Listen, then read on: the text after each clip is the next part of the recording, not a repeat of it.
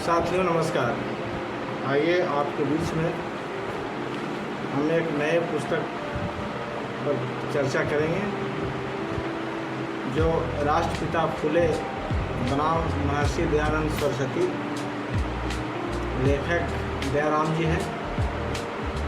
तो इसी के संदर्भ में हम आपको इसमें बहुत सारे लेख हैं जो आपको हम दयानंद सरस्वती और राष्ट्रपिता ज्योतिबा फूले जी का बारे में बताएंगे।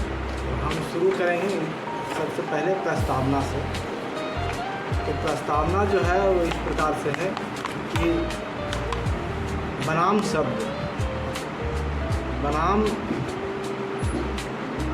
शब्द वाद और प्रतिवाद का घोतक है। ज्योतिबा फूले ने बनाम महर्षि दयानंद सरस्वती का तात्पर्य ज्योतिबा फूले कोई विवाद खड़ा किया, कई विवाद खड़ा किया। फलतः प्रतिवाद में महर्षि दयानंद सरस्वती को आना पड़ा। यद्यपि लोगों में एक आम धारणा है कि फूले और महर्षि दयानंद सरस्वती दोनों समकालीन समाज सुधारक थे, किंतु ऐसा नहीं है। इन दोनों विभूतियों का जन्म ऐसे समय में हुआ था जब भारत अंग्रेजों को गुलाम था।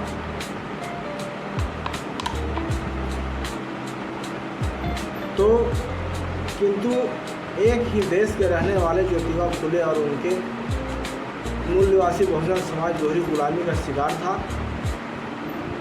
ब्राह्मण रूप में तो फूले का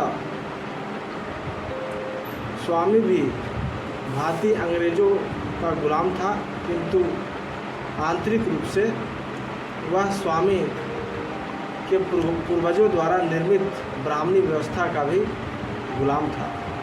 ज्योतिबा फूले का आंदोलन सुधारवादी आंदोलन नहीं बल्कि सामाजिक परिवर्तन का आंदोलन था, जबकि महर्षि दयानंद सरस्वती का आंदोलन ब्राह्मणवाद पर समय समय पर लगी चोट पर मरहम पट्टी लगाने का सुधारवादी आंदोलन था। अंग्रेजों से पूर्व देश पर 750 वर्ष तक मुगलों का शासन रहा।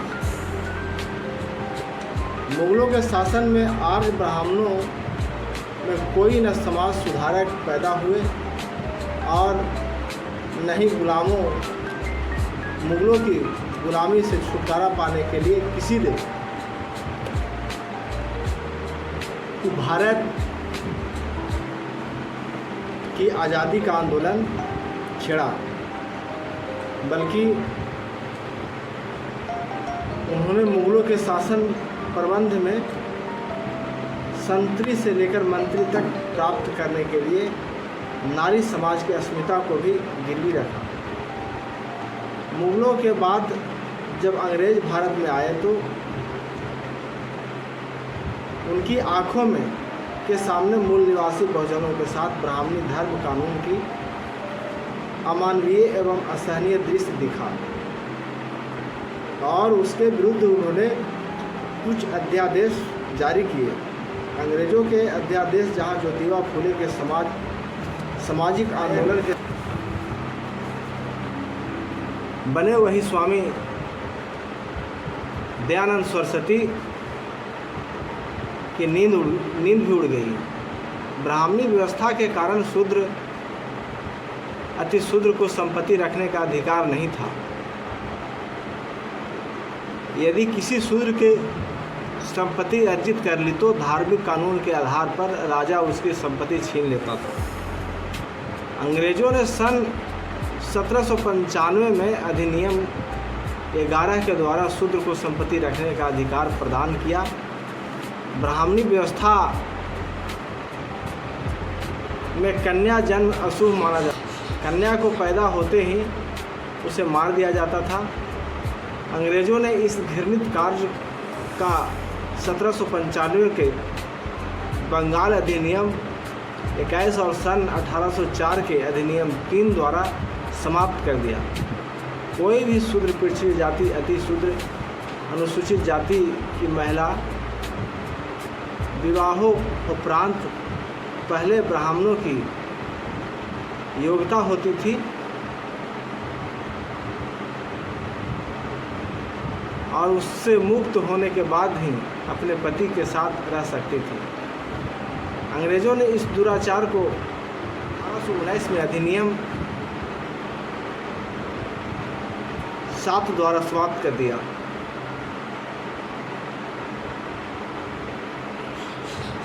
अब इसी प्रकार से एक प्रथा प्रचलित थी किसी दंपति का पहला बच्चा गंगा सागर में बलि चढ़ाने का। यह गंगा माता को खुश करने की आम धारणा थी।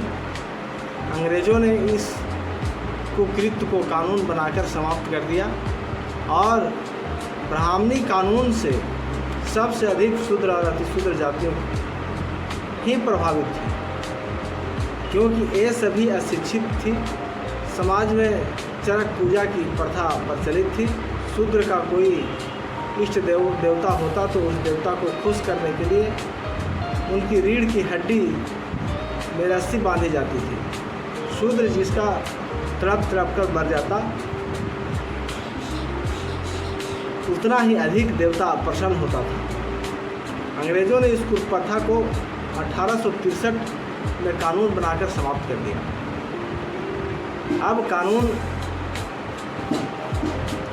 बनाकर समाप्त करने के पुरुषों के साथ रहना शुभ माना जाता था। झांसी की रानी लक्ष्मीबाई जब 9 वर्ष की आयु में थी, तभी उनकी शादी 12 वर्ष के बूढ़े ब्राह्मण गंगा राम 21 नवंबर 1853 को गंगा राम का निधन हो गया। लक्ष्मीबाई जवानी की दहलीज पर खड़े होते ही 20 वर्ष की आयु में विधवा हो गई। उस समय विधवा नारी को सिर मुड़वाकर मकान के एक कोने में रहना पड़ता था अथवा पति के शव के साथ जलकर सती होना पड़ता था। ब्राह्मणी धर्म ग्रंथ पत्नी को पति के साथ सती होने के लिए प्रेरित करते थे। गरुड़ पुराण में व्यवस्था है, पति के साथ सती होने वाली पतिव्रता स्त्री पहले स्नान करे, फिर कुमकुम अंजन और उत्तम वस्त्र धारण कर ब्राह्मणों को तथा अपने कुटुंबियों को दान दे, फिर गुरु को नमस्कार कर मकान के बाहर निकले और मंदिर में जाकर भगवान को शांति से प्रणाम करें और चिता को फूल की सेज समझकर उस पर चढ़ जाए। अब ये आप समझ सकते हैं कि किस प्रकार की प्रथाएं ब्राह्मणी धर्म ग्रंथों में बनाया गया था। तो अपनी गोद में पति को सुलावे, अपनी सखियों को नारियल देकर चिता जलाने की आज्ञा दे, अग्नि को गंगा जल के समान शीतल समझकर शरीर को जलावे। यदि स्त्री गर्भिणी हो तो पति के साथ शरीर न जलावे, किंतु बालक होने के बाद उसका पालन पोषण कर सती हो। जो पति के शरीर को लेकर स्त्री अपने शरीर को जलाती है तो अग्नि उसके अंगों को ही जलाती है, परंतु उसकी आत्मा को पीड़ा नहीं पहुंचती। ये ब्राह्मणी धर्म ग्रंथ कह रहा है। तो जब तक स्त्री अपने पति को पति के साथ अग्नि में नहीं जलाती है, तब तक वह स्त्री शरीर से कभी नहीं छूट सकती। इसलिए सब प्रकार यत्न करने पर वचन और कर्म से पति की सेवा करे और मरने पर उसके साथ सती हो जाए। ये गरुड़ पुराण अध्याय 10 श्लोक संख्या 34 से 47 के बीच में वर्णन किया गया है। तो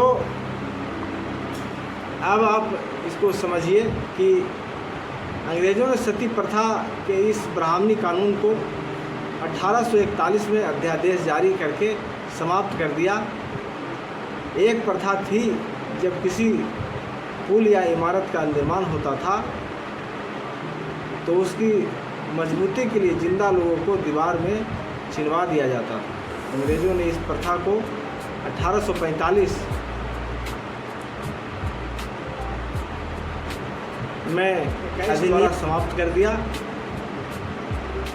ब्राह्मणी व्यवस्था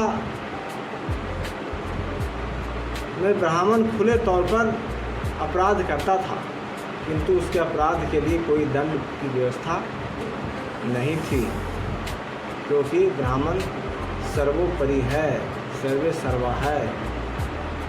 तो प्राण दंड उसके लिए वर्जित था।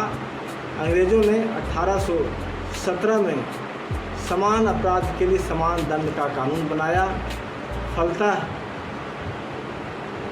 नंदराम बोस को पहला ब्राह्मण था जिसे धोखाधड़ी एवं जालसाजी के अपराध में 5 अगस्त 1875 को अंग्रेजी फांसी दे के फंदे पर लटका दिया, जो ब्राह्मणी कानून पर अंग्रेज़ों का एक बड़ा हमला था। ब्राह्मणी व्यवस्था पर सबसे बड़ा वज्रपात उस समय हुआ जब मैकाले ने 1835 में सभी के लिए शिक्षा का दरवाज़ा खोल दिया। फलतः ज्योतिबा फुले को शिक्षा ग्रहण करने का अवसर प्राप्त हुआ। इन्हीं विषम परिस्थितियों में स्वामी दयानंद सरस्वती और महात्मा ज्योतिबा फुले का जन्म हुआ और इसी से इस किताब की शुरुआत होती है। राष्ट्रपिता ज्योतिबा फुले बनाम महर्षि दयानंद सरस्वती। तो ब्रिटिश हुकूमत, प्रशासन, प्रबंधन, ये सब आपको हम बारी बारी से इसमें से एक एक लेख को आपको हम सुनाएंगे। तो उम्मीद मैं करता हूँ कि ये आपको जीवन में काम आएगा, सोचने और समझने में आपको सहायक मदद होगा। तो इसी प्रकार से हमारे इस चैनल को देखते रहिए, बने रहिए इस पर। बुद्ध, कबीर, अम्बेडकर, ज्योतिबा फुले, बाबा साहेब अम्बेडकर, छत्रपति साहू जी महाराज, शिवाजी महाराज, बिरसा मुंडा और दशरथ मांझी, झलकारी बाई, वीरांगना फूलन देवी, ऐसे महान विभूतियों का जो विचार आपको सुनना और समझना है तो हमारे यूट्यूब चैनल को सब्सक्राइब करके रखें और इस पे आपको हम नित्य प्रतिदिन एक नए विचार के साथ में उपस्थित होते रहेंगे। तब तक के लिए लेते हैं विदा। शुक्रिया। जय संविधान, जय भारत, जय लोकतंत्र।